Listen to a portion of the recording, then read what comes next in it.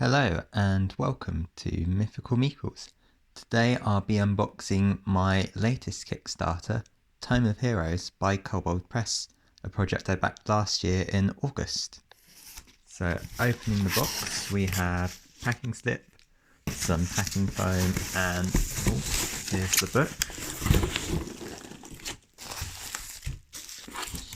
On the front cover here we have what appears to be a clockwork sorcerer maybe of some description and a ranger battling against some form of lightning dragon, and we have for the authors' names in the bottom down here.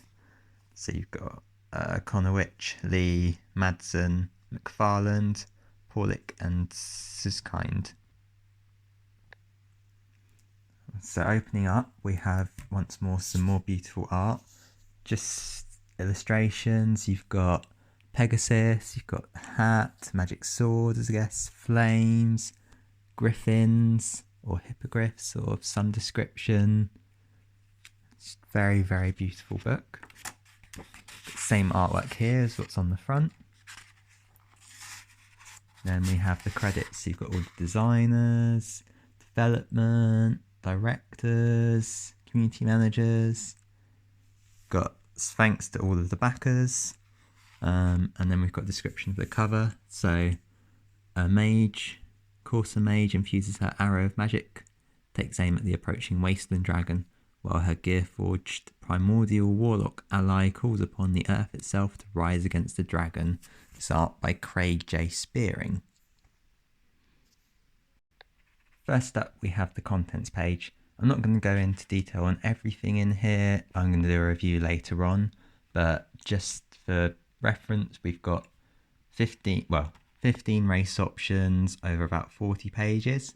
So my guess would be about 40 race options. You've got drow, dwarf, elf, some new ones like the arena and the gear forged, minotaur, mushroom folk.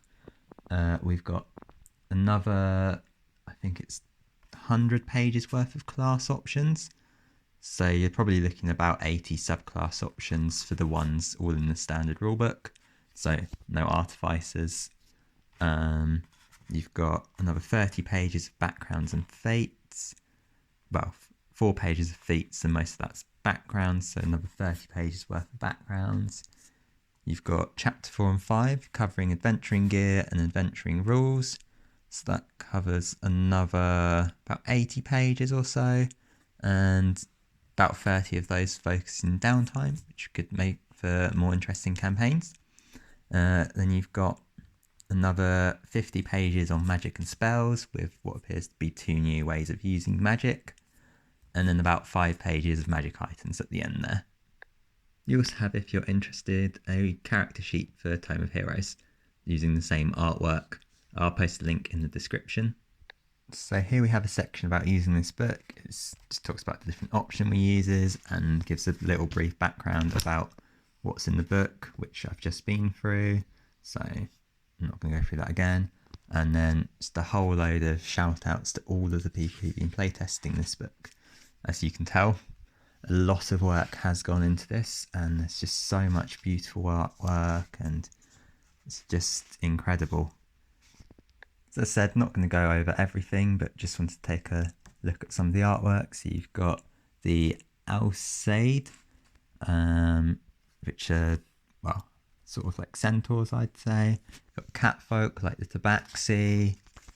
You've got, well, that's another one there. So as you can tell, you've got different options, different sub-races, which is going to be interesting to see how that plays out with More Than Canaan's Monsters of the Multiverse, where they've sort of done away with sub-races a bit. Darakul, which are kind of like ghouls. Lots and lots of different options and just lots of beautiful artwork. Different drow that you can play. Different dwarves, elves. There's just so much to choose from. You've got hedgehog folk, which are the arena. I'm not, however you want to say that. Gear forge, so just lots and lots. So looking through the different classes, it looks like you've got 5 or 6 different options at least for each class. There's a focus on So you've got the black powder domains, so each one seems to have a gun-based focus class, if that's what your campaign includes. It's definitely more interesting for those people who like to use guns, sort of gunslinger kind of classes. Loads of different domains for the cleric, druid circles. Again, we've got so much beautiful artwork in here. Yeah, you've got the monks, different monk classes. I mean, look at that. How cool is that? Yeah, it's just incredible. I love the gear forged as well. It'd be quite interesting playing one of them. You've got your oaths, different oaths of the elements. If you want to play an elemental based cleric, paladin. So now we move on to the backgrounds, and it seems to be about a background a page. You've got the servant, got desert runner, destined. Lots of different options. Diplomat, which I think would be really interesting. I feel like there's a big place for them in the D&D world. Be a good reason for why your character's travelling. Perhaps they've hired your party. Forest dweller, if you wanted to play something similar to the hermit and outlander, but a little bit different. There's a lot of different options. There's what caused you to become a forest dweller, events for a lot of these characters. There's a lot of really good options in here, or ideas that you can use. And again, I've said this quite a few times now, but there's so much. The artwork in here is just gorgeous. Got a lot of new weapon options in here as well. Seems to be a big focus on sort of your guns, which fits with the setting of this book. You've got all of the rules, double-headed weapons, lots and lots of different options. Different gears as well. Got a whole section on clockwork creatures. So here you see like a horse. You've got a little kestrel over here. There's a price for all of them. You've got modifications. Got a section of creature statistics. Again, there's a lot of big focus on the clockwork, which I'm going to just briefly go through. You've got the clockwork gardener, clockwork kestrel, clockwork lantern, clockwork tutor, clockwork warhorse. You've got an elephant. That's really, really cool. I want to try and roll one of them into a campaign at some point. Then we've got the section on downtime. So there's a whole bit about being in the court, which is really cool. Complications, things that can happen, calling in favours. Which I guess you could use them as either plot points or something that maybe happens later on. Got a section on criminal enterprise. That could be fun with a lot of, especially if you've got maybe rogues or guild artisans running around with you. Got a section for weapons that are not dealing damage with them. So maybe like shield bashing and disarming people, that kind of thing. Now we're moving on to magics and spells. So yeah, we've got the Draconic rune casting, which is a different way of using your spells. So you enhance them with runes or combine empowered runes to replicate spells. You've got optional rules for it, creating new spells with Draconic runes. This whole section on your runes and different level spells and what schools they are. Got all of the runes.